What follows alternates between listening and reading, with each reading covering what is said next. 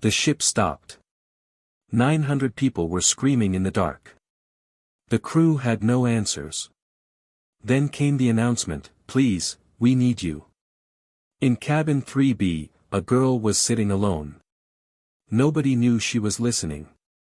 Before you watch full story, comment below from which country are you watching. Don't forget to subscribe for more amazing stories. The ocean looked peaceful that night. From the small porthole window of cabin 3B, the water was black and still and impossibly wide, stretching in every direction beneath a sky crowded with stars. The MS Poseidon Star moved through it smoothly, a 900-passenger luxury liner, blazing with light, cutting a clean white line through the Atlantic somewhere between Miami and the Bahamas, somewhere in the deep and secret hours of 3 a.m. Most of the ship was asleep. The bars had closed. The pools were empty. The grand dining room sat silent in the dark, its crystal glasses still and waiting, its white tablecloths undisturbed. The great ship hummed along on its route with the confident indifference of something that had made this crossing 1,000 times before, and expected to make it 1,000 times again. In cabin 3B, Nora Callahan was awake. She was 13 years old, red-haired and freckle-faced, and completely unremarkable to look at. She sat cross-legged on her bunk with a small reading lamp angled over her book, a worn paperback she had already read twice before. She was not reading it very carefully. Her eyes kept drifting to the porthole. To the water outside. To something she could not quite name. She was wearing her father's navy jacket. She almost always wore it. It was dark blue and too large for her, the sleeves falling past her wrists, the shoulders hanging loose. It smelled faintly of the sea and something else, something warm and specific that she could not describe but would have recognized anywhere. She pulled it a little tighter around herself and looked back at the ocean. Something was different tonight. She had felt it for the past 20 minutes, a slow unease settling in her chest like a stone sinking through still water. She pressed her palm flat against the hull of the ship, the way her father had taught her to do. "You can feel the ocean through the metal," he had told her once, sitting on the deck of a much smaller boat, his big hand guiding her small one. Ships are not separate from the water. They are in conversation with it. You have to learn to listen. She was listening now. And what she felt made her frown. The swells were changing. She could feel it through the hull and see it through the porthole, the rhythm of the waves shifting, getting longer, getting deeper. Normal ocean swells have a pattern, a reliable pulse, almost like breathing. But tonight the breathing was changing. The intervals between swells were growing. The troughs between them were deepening. Nora had spent enough hours on boats with her father to know that this was not normal. This was the ocean rearranging itself. Preparing something. She reached for the barometer watch on the small bedside table. It had been her father's, a heavy, old-fashioned thing with a scratched face and a leather strap worn smooth with years of use. She checked the pressure reading and felt the stone in her chest grow heavier. The pressure had been dropping for the past hour. Fast. Faster than it should. Her father had shown her this too. A dropping barometer in calm weather, he had said, is one of the most dangerous things in the ocean. It means something is coming that the surface hasn't caught up to yet. The deep water knows before the sky does. Nora sat very still on her bunk and looked at the porthole and thought about saying something. She thought about going to find a crew member, a steward, anyone. She thought about knocking on the door of the cabin next to hers where her aunt was sleeping. And then she thought, who would listen to a 13-year-old girl in the middle of the night? Who would take her seriously? They would send her back to bed. They would smile and say everything was fine and that the instruments showed nothing and that she was imagining things. She was a child. She had no authority, no credentials, no proof. Just a feeling in her chest and a dropping barometer and a dead man's lessons echoing in her memory. She put the watch back on the table. She lay back on her bunk. She pulled the navy jacket tighter around herself and closed her eyes. She did not sleep. It came from the darkness without warning. There was no time to scream. There was no time to brace. One moment the ship was moving smoothly through a calm Atlantic night, and the next moment the world simply ended. The rogue wave was 100 feet tall.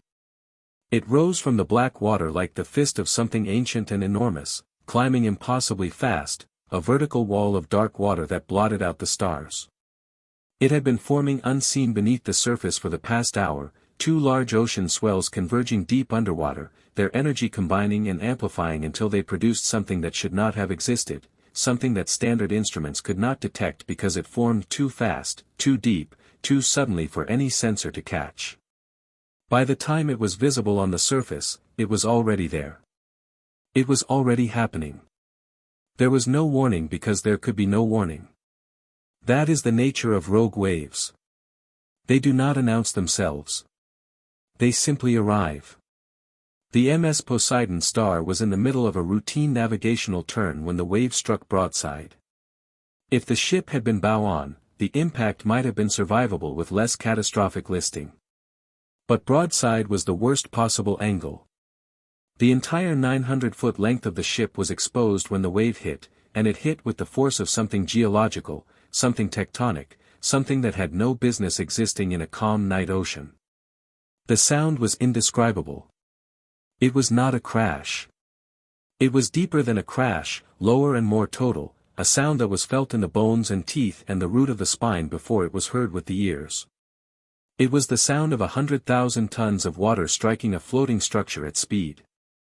It was the sound of physics. Nora was thrown from her bunk before she understood what was happening. She hit the cabin wall with her shoulder and then slid down it as the ship tilted, 40 degrees, 45, the entire world canting sideways like reality itself had lost its footing. Her book flew across the cabin. The bedside lamp shattered. In the darkness she heard the barometer watch hit the floor and slide away, and somewhere above her she heard the first screams beginning, high and ragged and terrified, coming through the walls and ceiling from every direction at once. The emergency lighting activated. Red. Everything was drenched in red, that horrible emergency crimson that turns familiar spaces into something alien and threatening. The main power was gone, completely gone, and in its absence the ship felt suddenly fragile, suddenly exposed, a structure of steel and glass that had been confident in its own solidity a moment ago and now knew better. Nora lay against the tilted wall of the cabin and pressed her hand flat against the floor and breathed. Her forehead was bleeding. She had hit something on the way down, the corner of the bedside table, she thought, and she could feel the blood running warm above her eyebrow. She touched it with her fingers and looked at the red on her fingertips in the red emergency light and felt something very calm and very cold settle over her. It was not bravery. She would not have called it bravery. It was more like the absence of the luxury of panic. Her father's voice arrived in her memory the way it always did in moments of crisis, clear and steady and measured. First, assess. Do not react. Assess. Breathe. Then act. She breathed. She assessed. The ship was still tilting. She could feel it, that slow, grinding, uneven weight distribution, the sense of a structure fighting against itself. 25 degrees, she estimated. Maybe a little more. The first impact had pushed them to 40 or 45, but the ship had partially recovered. Partially. 25 degrees was still catastrophic. 25 degrees was the beginning of a process that, if it continued, had only one possible end. She needed to move. Nora got to her feet on the tilted floor, using the wall as a brace, and grabbed her father's jacket from where it had fallen. She put it on with hands that were only slightly shaking. Then she reached under the bunk, bracing herself against the angle of the floor, and pulled out the emergency manual. It was waterproof, bound in dark green canvas, worn soft with use. Her father had carried it on every ship he had ever served on. He had filled the margins with his own handwriting, notes and cross-references and corrections from 20 years of maritime experience, small neat letters in dark blue ink. She had read those notes so many times she could have recited most of them from memory. She tucked the manual inside the jacket, close to her chest, and stepped out of cabin 3B into chaos. The corridor was a nightmare. Passengers were everywhere, pouring out of cabins, stumbling on the tilted floor, grabbing at walls and each other. Children were crying. Adults were crying too. Someone further down the corridor was screaming a name over and over, high and frantic. The red emergency lights made everyone look wounded. The floor was tilted at a sickening angle that made normal walking impossible. Nora moved along the wall, using the handrail, stepping over luggage that had spilled from an open cabin door, moving against the current of people who were all pushing in the opposite direction, toward the deck, toward the lifeboats, toward the open air. The intercom crackled above the noise. A voice, strained, barely controlled, came through the static. "Attention, all passengers. This is Second Officer Rodriguez. Please remain calm. We have experienced a significant wave impact. The situation is being assessed. Please do not attempt to use the lifeboats at this time. I repeat, do not attempt to use the lifeboats. Is there anyone on board with maritime or naval experience? Please come to the bridge immediately. This is not a drill. I repeat, this is not a drill. Anyone with maritime or naval experience, please come to the bridge immediately." Silence followed. Then more screaming. Nora moved faster. She reached the stairwell and began climbing, fighting against the angle of the ship, her hand gripping the railing so hard her knuckles ached. The stairwell was crowded with passengers moving downward, toward the lower decks, toward the muster stations, and she pushed through them going up, a small red-haired figure in a too large navy jacket moving against the current, single-minded and quiet and completely ignored. The bridge access corridor was on the upper deck, sealed behind a security door. A guard stood in front of it, young, uniformed, visibly shaken, gripping the wall with one hand and holding the other out in a stopping gesture as Nora approached. "Go back to your cabin, kid." His voice was tight. He was scared. She could see it in his eyes. Nora stopped in front of him and looked up. She was not tall.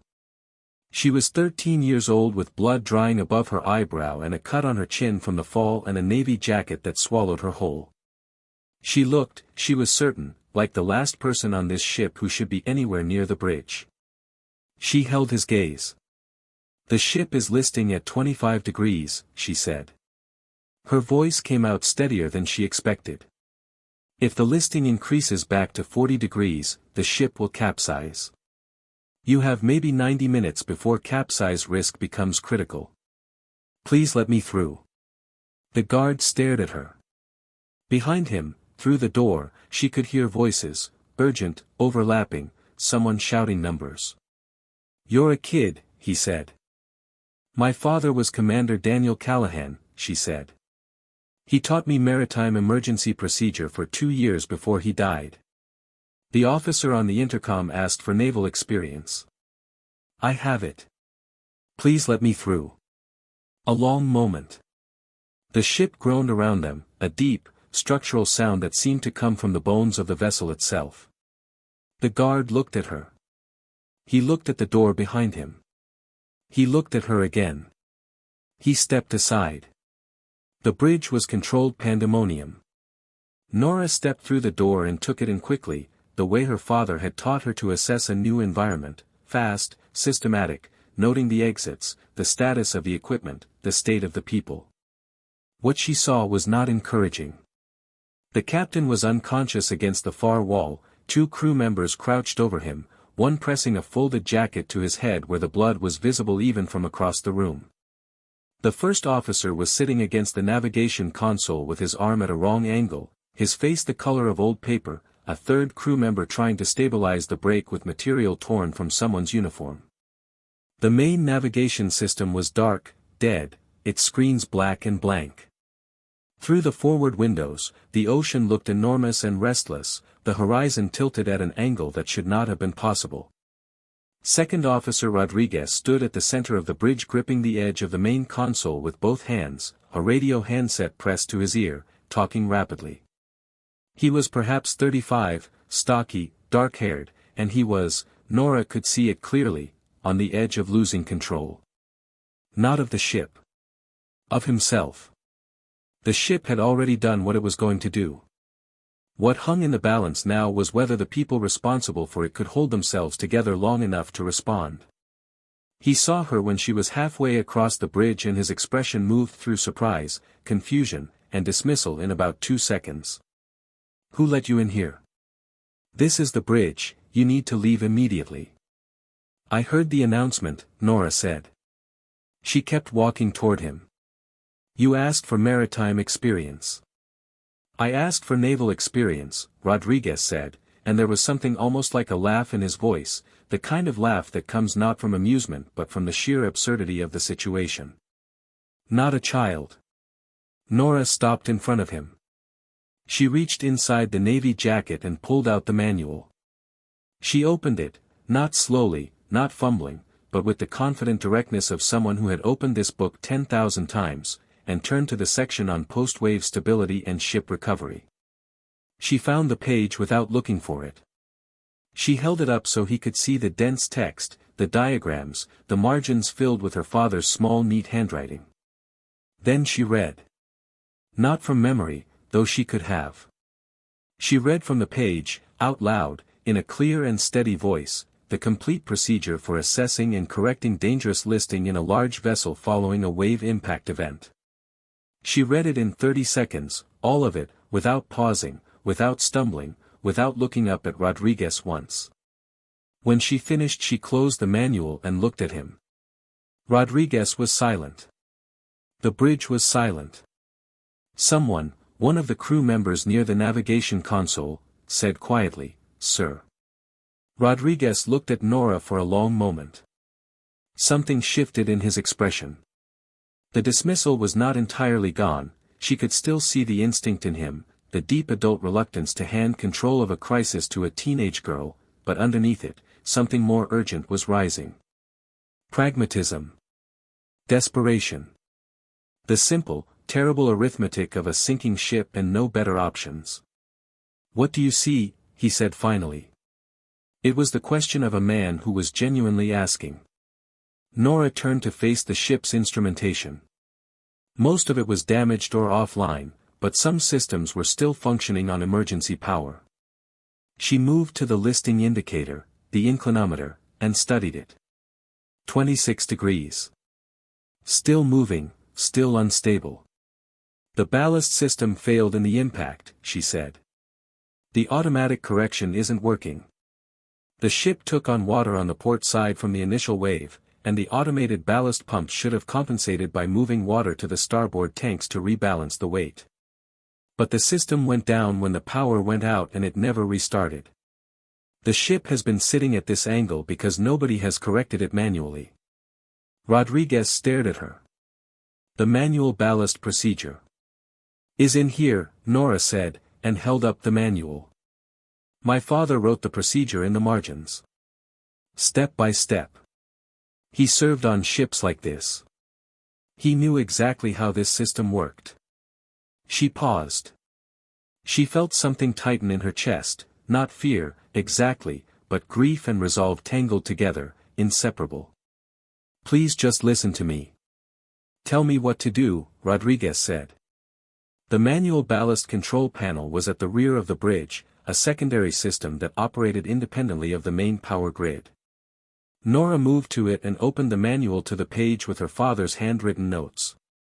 The handwriting was familiar to her in a way that nothing else in the world was. She had grown up watching those letters form, had spent 2 years studying pages covered in them, and seeing them now in this red-lit tilting bridge felt like finding something she had not known she had lost. She read the first step aloud. Rodriguez relayed it to the engineer. The engineer began working. Nora kept her eyes on the page and her voice steady. Step by step through the procedure, each instruction precise and sequenced exactly as her father had written it. Open valve C7 before valve C9, not after. The sequence matters, the pressure differential matters, getting it wrong in the wrong order risks a hydraulic failure in the secondary line and then the manual system is gone too and there is nothing left. Check the pressure gauge before each pump activation. Watch the flow rate. Do not rush the transfer. Rapid transfer in a compromised vessel can create momentum effects that worsen the listing before they correct it. She had not known, until tonight, how completely she had absorbed all of this. It had been 2 years of evenings at the kitchen table, her father across from her with this same manual and a cup of coffee and infinite patience, testing her on procedures, quizzing her on physics, explaining the science behind the rules. She had complained sometimes. She had wanted to watch television, read novels, do the things 13-year-olds did. And he had smiled and said, "I know. But this matters. And someday you will understand why." She understood now. She understood in the fullest and worst possible way, standing in the red light of a failing ship's bridge, reading his handwriting to a man who did not want to take instruction from a 13-year-old girl but was doing it anyway because there was no one else. She understood, and the understanding hurt in a place that was not quite a physical place, somewhere deep behind her sternum where grief lived. "Next step," Rodriguez said, and she came back to herself and read on. They were 6 steps into the procedure when the second wave hit. It was smaller than the first. That was the only merciful thing about it, it was smaller. Perhaps 30 feet, a normal large swell that had been building in the wake of the rogue wave's disruption to the local water patterns. In normal circumstances, a 30-foot wave would have caused alarm. Tonight, striking a ship that was already listing at 26 degrees with a damaged ballast system and no main power and a crew operating at the outer edge of its competence, a 30-foot wave was catastrophic. The impact came with no warning, just a massive sideways lurch as the wall of water struck the port side, exactly where the ship was already compromised. The listing spiked back to 30 degrees. People who had been standing fell. Equipment slid and crashed. Rodriguez grabbed the console with both hands and held on, his knuckles white. Nora was thrown sideways. She hit the navigation table and grabbed it with her free hand, the manual pressed to her chest with the other, and held on. The ship swayed and shuddered and moaned like a living thing in pain. Through the forward windows the ocean was enormous and chaotic, spray hitting the glass, the horizon lunging and pitching. Someone on the bridge shouted. Someone else swore. The engineer at the ballast panel had been knocked away from his station and was scrambling back to it, and Nora could see from the inclinometer that they had lost the progress they had made. They were back at 30 degrees, back at the beginning, all of the careful work of the last 7 minutes undone in an instant. She did not let go of the table. She did not let go of the manual. She found her feet on the tilted floor and looked at the engineer and spoke. "Keep pumping starboard ballast," she said. Her voice came out louder than she expected, clear and carrying above the noise of the ship and the ocean and the people. "Do not stop. We are almost there. Keep pumping." The engineer looked at her. He was older than Rodriguez, 50 perhaps, weathered, experienced, and he was looking at a 13-year-old girl with blood on her face giving him instructions in a crisis. Nora watched the calculation happen behind his eyes. She watched him decide. He turned back to the panel and kept pumping. Rodriguez straightened from the console and looked at her. His face was pale and sheened with sweat but his voice was controlled. "Are you sure about this?" Nora looked down at the manual. At her father's handwriting in the margins, small and precise, every letter formed with the careful deliberateness of someone who knew that accuracy mattered, that these words might matter someday in exactly this kind of moment. She touched the page with her fingertip, just for a second, just a brief point of contact with something that had been made by his hand. "My father wrote these notes himself," she said. "I trust him." She read the next step aloud. The minutes that followed were the longest of Nora Callahan's life. They worked through the procedure step by step, Nora reading from the manual in a voice she kept deliberate and even, Rodriguez relaying the instructions, the engineer executing them with hands that trembled only slightly. The ship groaned and shuddered around them. Outside the windows the ocean was restless and enormous and indifferent, and the red emergency lights painted everything in the color of crisis. Nora watched the inclinometer. 30 degrees. 29. The needle moved with terrible slowness, the numbers changing in increments so small they barely seemed to count. 28. She read the next instruction. 27. The engineer confirmed the pressure in the starboard ballast tanks was rising. 26. And then a shudder from somewhere deep in the ship's structure, a sound like a groan amplified through steel and water, and the needle jumped back to 27 and Nora felt her stomach drop. She read the next instruction. Steady. 27. 26 again. 25.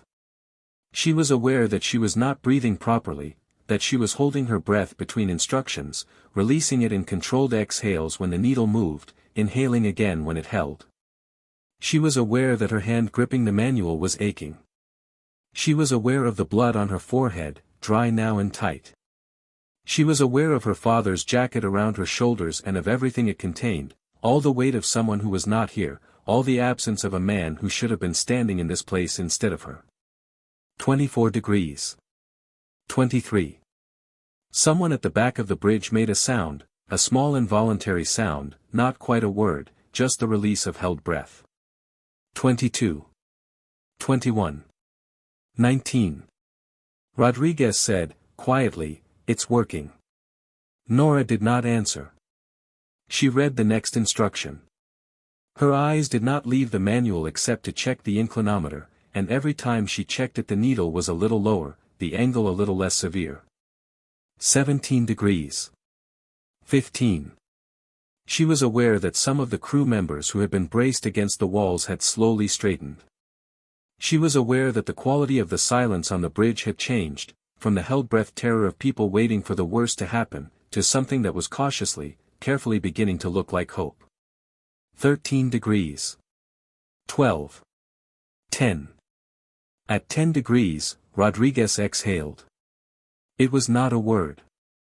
It was not a sentence. It was just air leaving a body that had been holding it for too long, a sound of relief so raw and unguarded that it was almost uncomfortable to hear. Two of the other crew members did the same. Someone was gripping someone else's shoulder. Someone was gripping the console with both hands not because they needed the support anymore but because letting go felt impossible, felt too much like trusting something they were not ready to trust yet. 8 degrees. 6. 5. At 5 degrees, someone started crying. Nora did not turn to see who it was. She kept her eyes on the inclinometer and read the final step of the procedure and waited. The needle settled. The ship leveled. Not perfectly, there was still a fraction of a degree of residual list, a symptom of the water that had entered the lower decks, but functionally, structurally, critically, the MS Poseidon star was stable. The clock on the emergency panel read 4:47 a.m. Nora closed the manual. She held it against her chest with both arms and looked at the forward windows and the black ocean beyond them and breathed.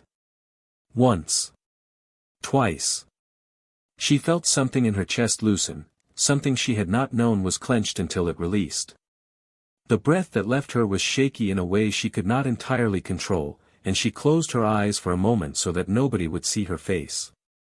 She heard Rodriguez say, very quietly, "How old are you?" She opened her eyes.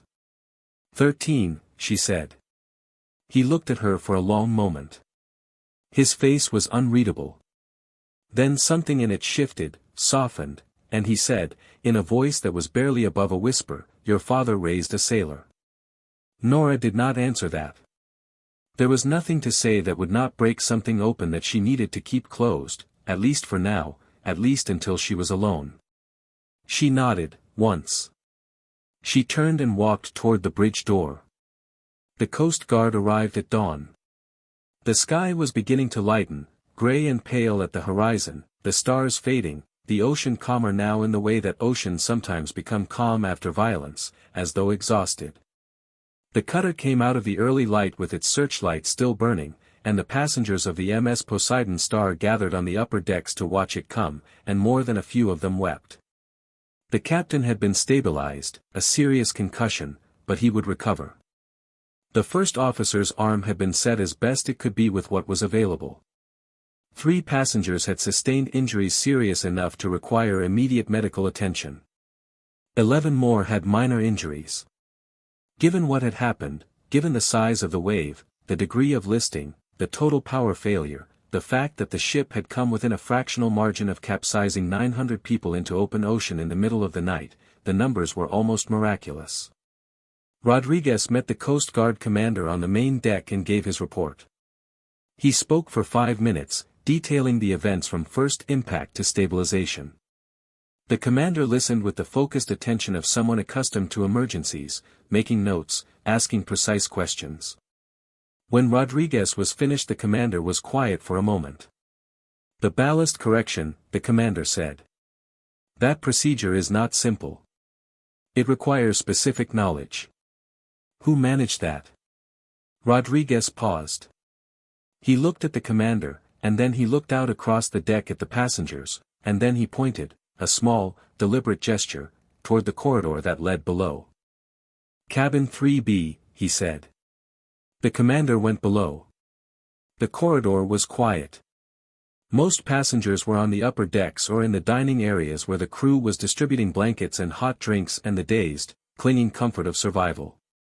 The corridor outside cabin 3B was empty when the commander walked down it, his footsteps measured on the carpet. He knocked.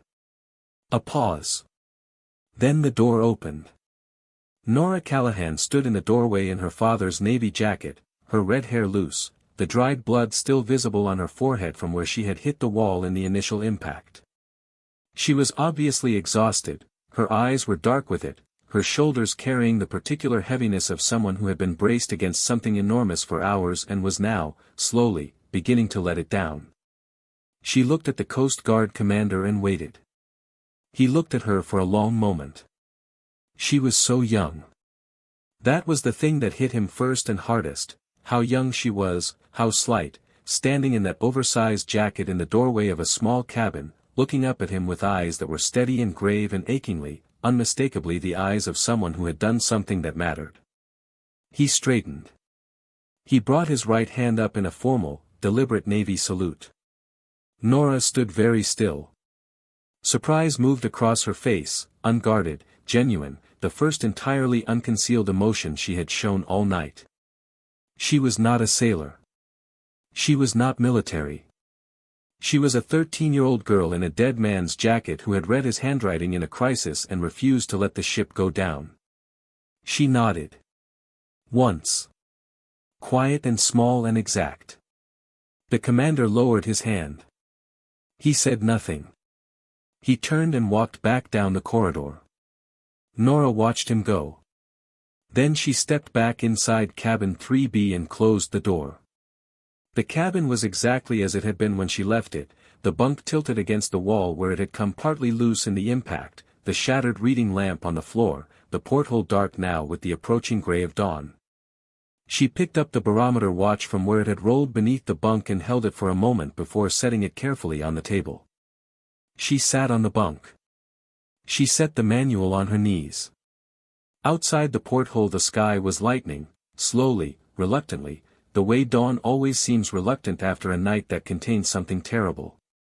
The ocean was gray and vast and it was not peaceful, exactly, but it was not angry anymore. It was just the ocean. Old and enormous and indifferent, the way it had always been.